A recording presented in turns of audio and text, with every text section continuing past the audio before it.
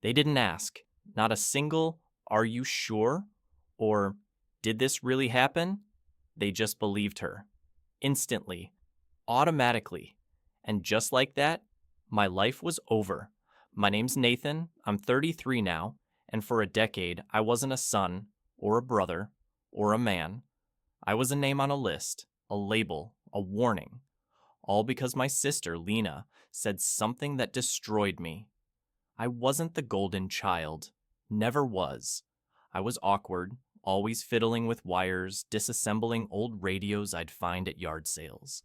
My bedroom smelled like solder and dust, cluttered with broken speakers, circuit boards, and notebooks full of diagrams no one understood. No one, except Lena. She was the one who used to sit on the floor while I worked, asking what each wire did, why this capacitor was so important. We weren't just siblings, we were close. Maybe too close. I was her protector, not in a creepy way, in the "don't mess with my little sister or I'll make you regret it" kind of way. But in high school, that started to change. She started pulling away, got quiet, then cold. I thought it was just teenage stuff. Until one day, she stopped looking me in the eye. And then came the knock on the door. Two cops, a woman from Child Services, my dad's face, pale like death, and then the words that shattered everything. "We need to speak to you about Lena's allegations." Allegations that I'd locked her in my room, that I'd touched her, threatened her, that I used my electronics as a way to keep her close. They twisted everything. The wires I used for cable management became restraints. The locked door became a barrier of control. Every moment we'd shared became something sick. No one asked for my side, not my dad, not my teachers, not even my lawyer. If this hits you in the chest, if stories like this deserve to be told, tap like and subscribe. It's the only way voices like mine get heard. Because the truth is, they didn't just take my freedom, they took my identity, and they never even looked back. Before everything fell apart, it was easy to think we had something special. Lena and I, we were inseparable. We weren't just siblings, we were a team. That's what I keep going back to, over and over. That's what makes all of this harder, because the person who ruined me was once the only person who understood me. We were 4 years apart. I was always the weird kid in school. Not dumb, just uninterested. I scraped by with C's and D's, not because I couldn't learn, but because nothing they taught felt real. Math made sense sometimes, especially circuits and logic gates, but history, English, all noise.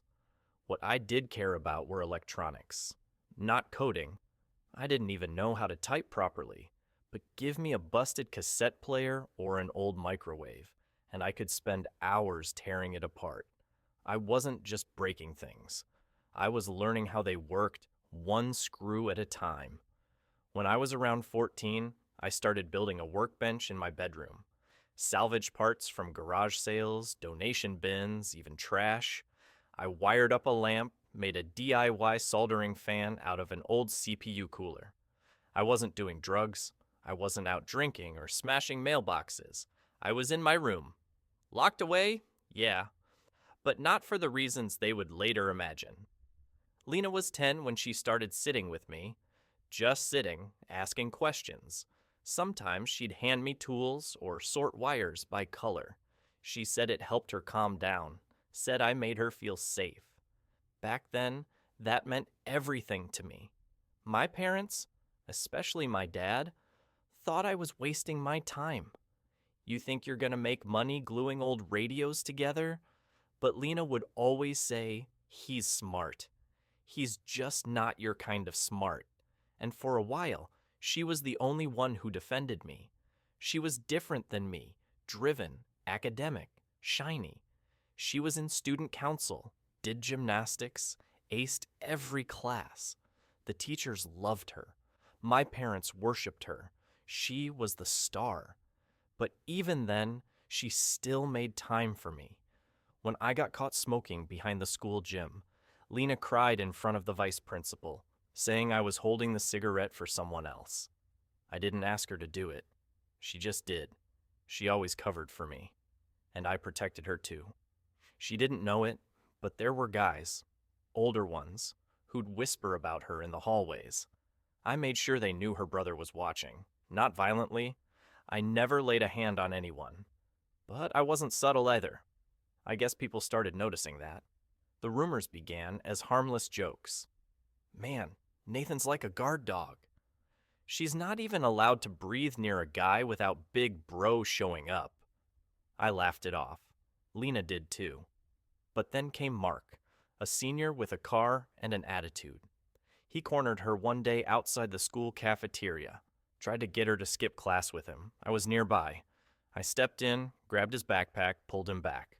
Touch her again, and we'll have a problem, I said. He smirked, but backed off. That night, Lena thanked me, hugged me like she always did. That was the last time she hugged me like that.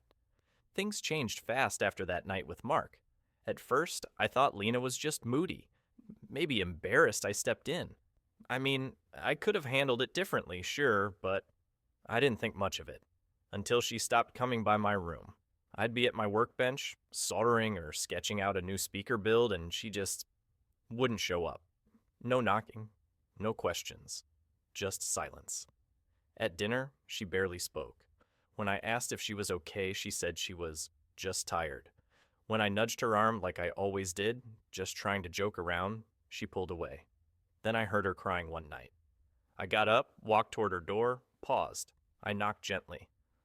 Lena, you all right? Nothing. A few seconds later, I heard her voice, flat, cold. Please go away. It was like something cracked inside me, but I still didn't see it coming. Not until the morning I heard the knock, loud, sharp, that official kind of knock that makes your gut twist. I looked out the window and saw 2 police officers and a woman in a gray pantsuit. Child Protective Services. My dad opened the door, and they asked to speak with him. I stood at the top of the stairs, heart racing. I couldn't hear the full conversation, but I caught a few words. Serious allegations? Need to remove him from the home. Then my dad called my name. His voice didn't sound like him. When I walked into the kitchen, I'll never forget how he looked at me, like he didn't recognize me, like I was something dangerous, something broken. The CPS woman said her name was Ms. Halpern. She was just here to ask a few questions. The police were silent, watching me. She asked about my room, about the tools, about the hours I spent alone with Lena, about the locked door. I laughed. I thought it was a misunderstanding. Lena used to sit in there with me. She liked learning about what I was building, I said. She even helped me organize resistors by voltage. Halpern nodded, then looked at my dad. Your daughter says she was made to do those things, that she didn't feel safe. I looked at my dad. He didn't meet my eyes. She said you threatened her, that you told her not to tell anyone, that you used the workbench and wires to isolate her. That's when I stopped laughing. No, I said. Number, that's not true. She was never scared. Ask her. We used to hang out all the time. She says that's why you were so aggressive with boys, that you didn't want her talking to anyone, that you were jealous. Jealous. That word hit me like a brick. I turned to my dad again, waiting for him to say something, anything. Instead, he stepped back, as if I might hit someone, as if I was dangerous. Dad? I asked. He didn't speak. Dad, come on, you know me. But he didn't. Not anymore. Lena walked in, then, escorted by a female officer. She looked pale, fragile, like she'd been crying. She wouldn't look at me. I stepped toward her, desperate. Lena, please, tell them the truth. She flinched. That was all they needed. My dad put his hand out to stop me from moving any closer. That's enough, he said. I could barely breathe. You really believe this? My voice cracked. Lena finally looked up, just for a second. There was something in her eyes. Not malice, not fear. Something else. Guilt? Then she whispered, "I'm sorry, Nathan." It didn't feel like an apology. It felt like a sentence. That day they took me to the station. I wasn't arrested, not yet. They said they were just investigating. But from the way they looked at me, it was already over. They searched my room, took photos of everything. The wires, the zip ties, the tools, my notes. They twisted it all, and my dad, he helped them. He told them about the hours I spent locked away, about the time I shoved Mark, about how I didn't have many friends, about how Lena had seemed different lately. They built a story, and I became the villain in it. The interview room looked like every cliche I'd ever seen on TV. Cold, white, a flickering light overhead. I sat in a metal chair for what felt like hours before they finally came in. 2 detectives, 1 man, 1 woman. The man introduced himself as Detective Owens. The woman didn't offer a name, just sat down, pulled out a notepad, and gave me a long, unreadable look. Owens tried the whole good cop thing. "We just want to understand what happened, Nathan. Help us help you." I didn't say anything for the first few minutes, not because I had something to hide, because I was in shock. This wasn't real. It couldn't be. But then Owens pulled out the file, a thick one, statements, school records, photos from my room.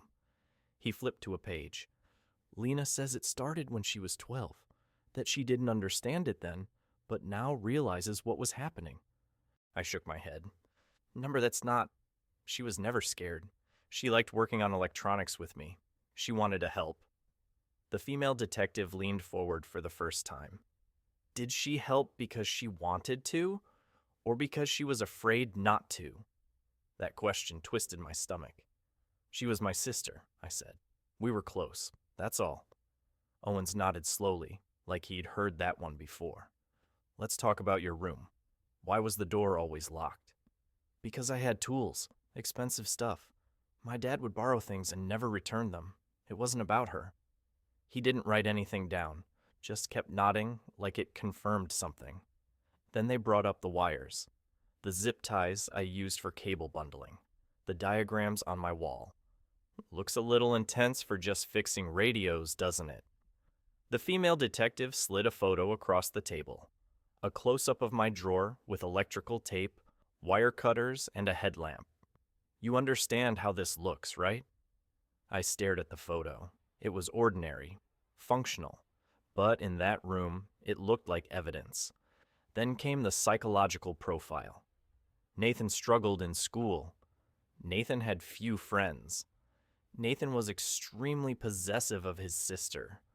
They even had statements from Lena's classmates, people saying I hovered around her, scared off boys, acted weird. I tried to defend myself. I raised my voice. And that was the final nail. Owens leaned back. Defensive behavior. Classic I was drowning. And every time I tried to reach the surface, they held me under harder. By the time they were done, I wasn't a person anymore. I was a case file, a narrative. They didn't arrest me that day. Not yet. They released me to my parents while they continued the investigation. But the damage was already done. My dad didn't speak a word to me on the way home. Just drove in silence, jaw clenched, fingers tight on the wheel. When we pulled into the driveway, he said one thing. "You need to leave." I stared at him. "What?" "You're not staying here with your sister. Find somewhere else. Tonight." No trial, no charges, and already I was exiled. I stayed with a friend, the only one I had left. His parents didn't know. They just thought I was having issues at home. A few days later, I was assigned a public defender. Young, overwhelmed, already convinced of my guilt. "We're looking at serious charges here," she said without looking up from the folder. "If this goes to trial, you could be facing 20 years. "But I didn't do anything," I said. She didn't even flinch. "They all say that." She laid out my options like she was reading off a menu. Plea deal, no prison time, just 5 years probation and a lifetime on the registry. Or trial, risk 20 years. And she made it clear the jury would believe Lena. She's young, she's tearful, she's convincing. You've already been painted as isolated, obsessive, and inappropriate. I felt like I was falling through the floor. My parents didn't speak to me again, except once. My dad called. His voice was tired, cold. "Don't make your sister go through a trial," he said. "Just do the right thing." Do the right thing. I wanted to scream. What about the truth? What about protecting me? But I didn't say anything. There was nothing left to say. A week later, I stood before a judge, hands shaking, and I said the words that would brand me for life: no contest. Saying no contest didn't feel like anything at first. No handcuffs, no dramatic gavel slam. Just a form, a signature, and a quiet dismissal. I walked out of that courtroom legally free, but I didn't feel free at all. That same day, my name went on the registry. That word followed me everywhere. Offender. Didn't matter that I never served time, that I never laid a hand on anyone, that I was innocent. What mattered was the label. I lost everything. The first apartment I applied to almost took me. The landlord was this older lady, seemed sweet. She liked that I worked with my hands. Even said I reminded her of her son. Then came the background check. She didn't get angry. She just stepped back. "I'm sorry. I have grandkids who visit." She closed the door. Slowly, carefully. Finding work was even harder. Every time I checked that little box, "Have you ever been convicted of a crime?" it was over. The few interviews I did get ended the same way. Awkward smiles, quick handshakes. "We'll be in touch." They never were. Eventually, I found a small machine shop outside town. The owner, Mike, didn't care about my record. "I've hired worse," he said. "You show up on time, do your job, that's all I ask." The work was hard, filthy, pay was crap, but for the first time since the arrest, I had something that felt normal. I worked there for almost 2 years. Then someone found out. I don't know how. Maybe a coworker Googled my name. Maybe a parent saw me near a school zone and reported it. Doesn't matter. Rumors started.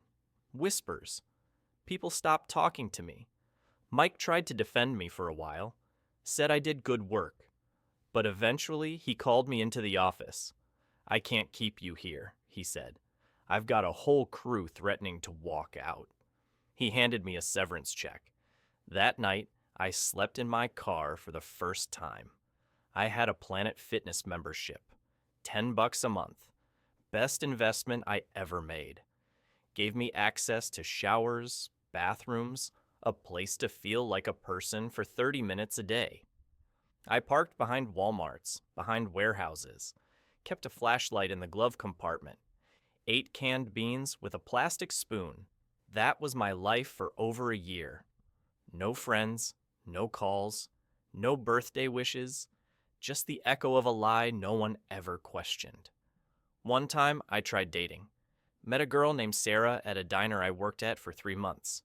She was nice, smart, didn't pry. We grabbed coffee once, then again. I started to think maybe I could feel human again. Then she asked why I was always checking addresses before we went anywhere. I told her the truth. Not all of it. Just that I was on the registry. That I had to avoid certain zones. She didn't yell. She didn't cry.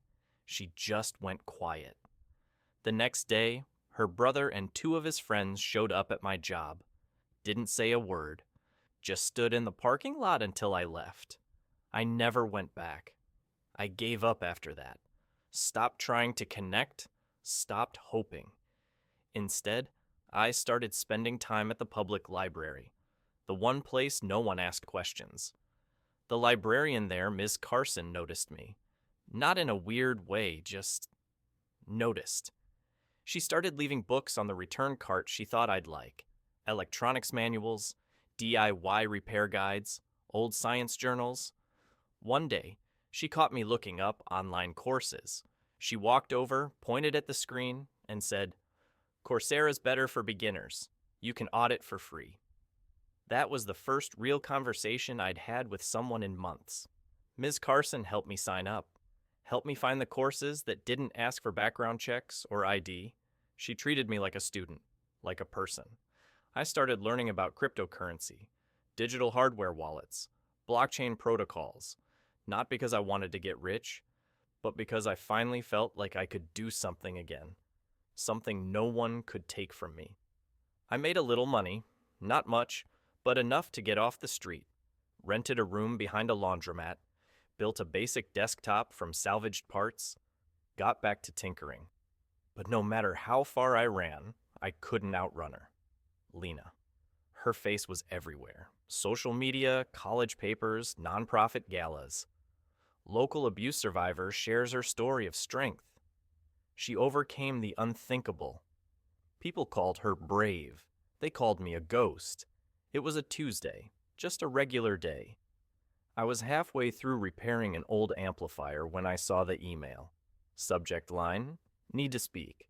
Lena Caldwell. I almost deleted it. Figured it was spam. But something, I don't know what, made me open it. The sender claimed to be a private investigator, said he'd been hired by Lena's husband.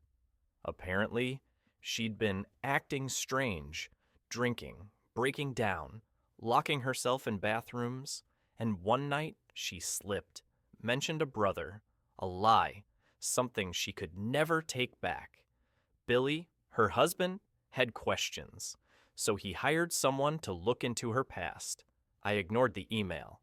2 days later, another message came through, this time with attachments, court documents, screenshots, a scanned photo of a school record I'd never seen before, and a sentence that made my hands go numb. Her story doesn't add up. We met at a diner on the edge of town. I wore a hat low over my face.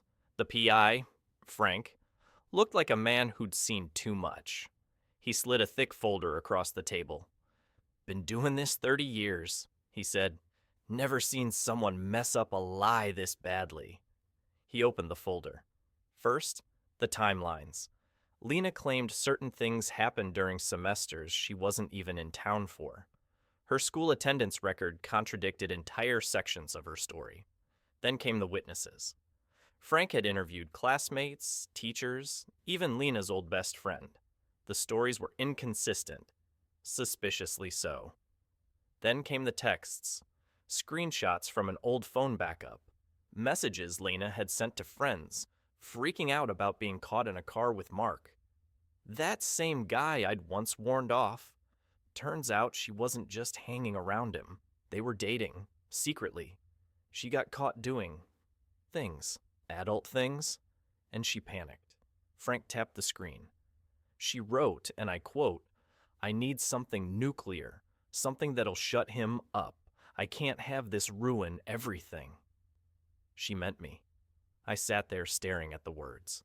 My sister, the girl I protected, defended, trusted, planned the entire thing, and here it was. Proof. Frank continued, but it felt like his voice was underwater. Her husband found this stuff when she started spiraling. She cried over old family pictures. He thought maybe she was depressed. Then he found your name. I didn't speak. Couldn't. Then Frank pulled out a final document, a scanned, handwritten confession, signed and dated. Lena had admitted it. She told Billy the truth, all of it. Said she never meant for it to go so far. That she thought I'd just get sent away. That she was terrified when Dad went nuclear. She panicked, Frank said, and then she froze. Just like that, you were gone, and she couldn't take it back. I laughed, not because it was funny, but because if I didn't laugh, I would have screamed. 10 years of ruin. And now she decides to come clean? Frank gave me a copy of everything, the texts, the documents, the confession. He stared at me. I know this doesn't undo anything. The system doesn't like admitting it made a mistake. But this is a start. That night, I sat alone in my room and read it all again. Then I did something I hadn't done in a decade. I called a real lawyer. My new lawyer, Elena Price, didn't waste time. She wasn't like the public defender I had a decade ago. Overworked, underpaid, already convinced of my guilt. Elena was sharp, deliberate, and angry. I've seen wrongful convictions, she told me. But this is character assassination. We filed for post-conviction relief. The process was slow. Painfully slow. Courts don't like admitting they got it wrong. Prosecutors don't like reopening cases they consider closed. But Elena was relentless. She presented the signed confession, the text messages, the mismatched timelines, the interviews from Frank's investigation. She pointed out that Lena's original testimony contained statements that were provably false. Even the judge seemed taken aback. But that didn't mean he ruled right away. I went through 5 months of hearings, cross-examinations, bureaucracy. I watched Lena take the stand, this time visibly shaking, her voice thin, broken. She didn't lie this time. She admitted it. She said she panicked, said she was afraid of our dad's reaction if he found out she'd been sneaking around with Mark, said she thought accusing me would distract everyone, said she never imagined it would lead to court, to the registry, to a destroyed life. Her voice cracked. I was 16. I thought it would go away. She looked right at me for the first time in years. I'm sorry. But I felt nothing. I didn't nod, didn't cry. I just sat there listening, like a man watching someone else's story. A month later, the judge ruled in my favor. Conviction vacated. Registry removed. Officially, finally, I was free. And yet, I wasn't. I thought I'd feel something when I walked out of that courthouse. Relief, joy, justice. But all I felt was exhaustion, like I'd just finished a marathon through hell and still wasn't sure if I'd made it out. A week later, I got a letter in the mail. No return address. But I knew that handwriting. It was from my parents. Inside was a single page, stiff, cold, formal. They acknowledged what had happened, that Lena had clarified certain facts, that they deeply regretted how things were handled.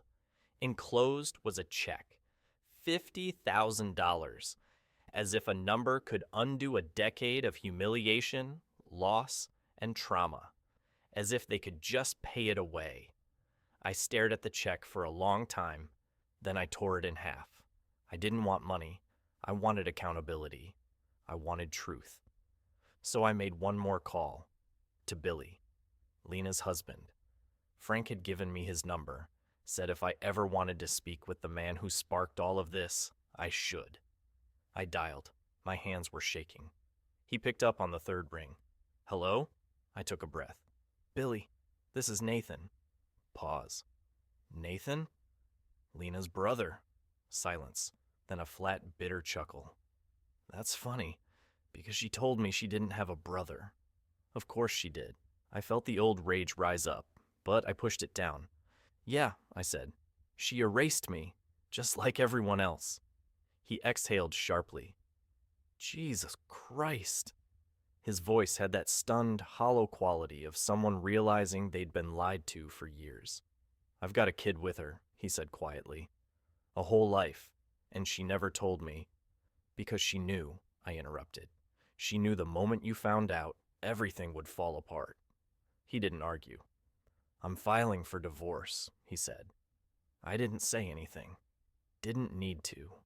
She's sick, he added after a beat.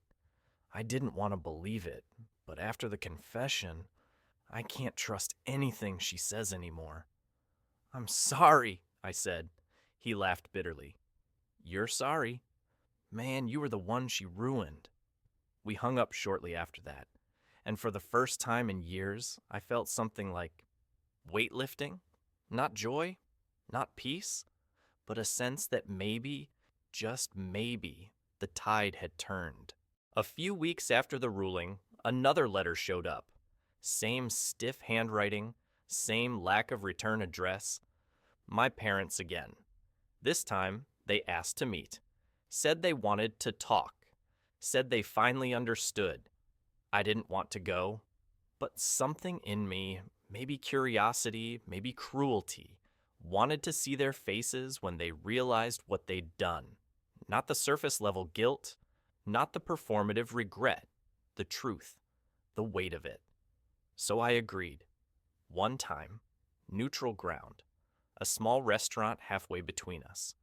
When I walked in, my mother stood up immediately, tears already streaming down her cheeks. My father didn't move, just sat there, smaller than I remembered, older. "Sweetheart," she whispered. I didn't hug her. "Let's sit," I said. They had a speech prepared. Of course they did. Mom started. "We were misled. We trusted her.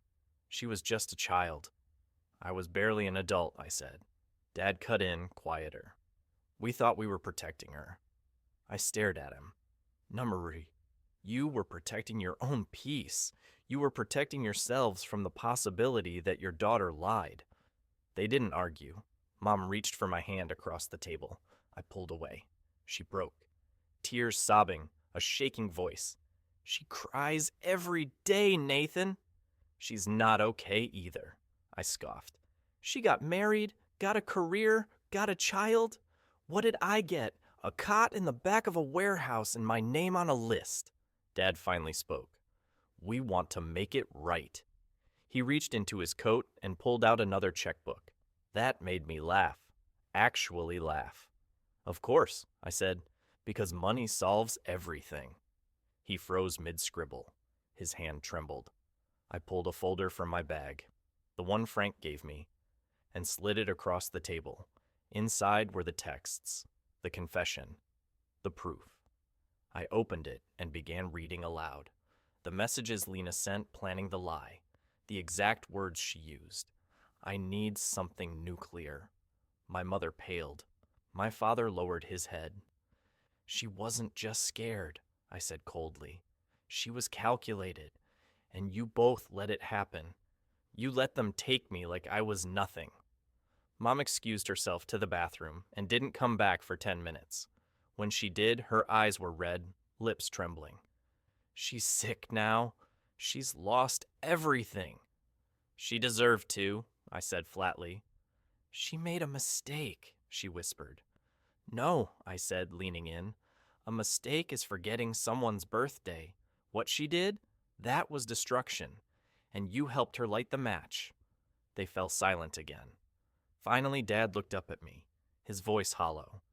"You have every right to hate us." "I don't hate you," I said. "You're just strangers now. You stopped being my family the moment you believed her over me, without a single question." A beat passed. "Can't we try again?" Mom said. "We can't fix the past, but we can—" "Fix it," I interrupted. "Tell me how. Can you give me back the years I spent sleeping in my car, the jobs I lost, the relationships I never had, the nights I thought about ending it?" I rolled up my sleeves slightly, just enough for them to see the faint scars. My mom's face crumpled. My father looked away. "You abandoned me," I said, "and you don't get to come back now that the truth is convenient." I stood up. Dad tried once more. "Nathan, please, we're still your parents." "No," I said, "you were. Once I left the restaurant without looking back. They didn't follow. That night, I went home and sat in silence. No rage, no tears. Just a stillness I hadn't felt in a long time. And maybe that's what closure really is. Not a hug, not an apology, but the moment you realize you survived." A month later, another letter arrived. No return address, but I knew. Inside was a single sheet of paper, folded carefully, written in Lena's handwriting. "I don't expect forgiveness. I just want you to know I'm sorry. Truly." That was it. No justification. No explanation. No request to talk or reconnect. Just a single, quiet line. I read it once. then set it on the counter, unopened again, and never touched it after. Because it didn't matter. Forgiveness isn't a gift you give someone for them to feel better. It's something you choose for yourself. Or not at all. And I chose not to. She'd had 10 years to tell the truth. 10 years to fix it. 10 years where I lived like a ghost while she built a life on a lie. And in the end, she only told the truth when it started falling apart around her. I didn't owe her peace. I owed it to myself. So I left. I left the town, the state, the name that had become a curse in small corners of the internet. I moved across the country and registered a new business under a different name, NC Repairs. Clean, simple, and anonymous. I rented a one-bedroom apartment above a bike shop, fixed broken phones during the day, repaired amplifiers and car stereos at night. Word spread. I had clients within weeks. For the first time in a decade, I slept without fear. No one checked a registry. No one whispered behind my back. No one flinched when I walked in the room. I was just Nathan, the quiet guy who fixed things. Not the brother. Not the villain. Not the story someone else had written. One morning, I opened the shop early. A teenager came in, maybe 15, holding a cracked PlayStation controller. He watched me work with wide eyes, asking questions the whole time. What's that for? Why are you heating the board like that? Is that copper? He reminded me of someone. Not Lena, me. And for the first time, I didn't feel the twist in my stomach when I thought about the past. I just handed him the fixed controller and said, "Try not to drop it again." He laughed, paid me in cash, left smiling. That night, I sat on my balcony, watching the city lights. Not grieving, not fighting, just existing. There were still bad days. I'd wake up sweating, disoriented, still expecting to see a cop car outside, still half dreaming I was back in that interview room. But then I'd walk to the sink, splash my face, and remind myself, that's over. I didn't tell people my story, not most of it, not yet, but someday, maybe. Not for revenge, not for pity, but because I want people to understand what it feels like to lose everything based on a lie and still rebuild. Because sometimes surviving is the loudest act of defiance there is. And I survived. I reclaimed my life, piece by piece. Not through forgiveness, not through reconciliation, but through truth and silence and stubborn, quiet freedom. And I don't need anything else. Not now. Not anymore.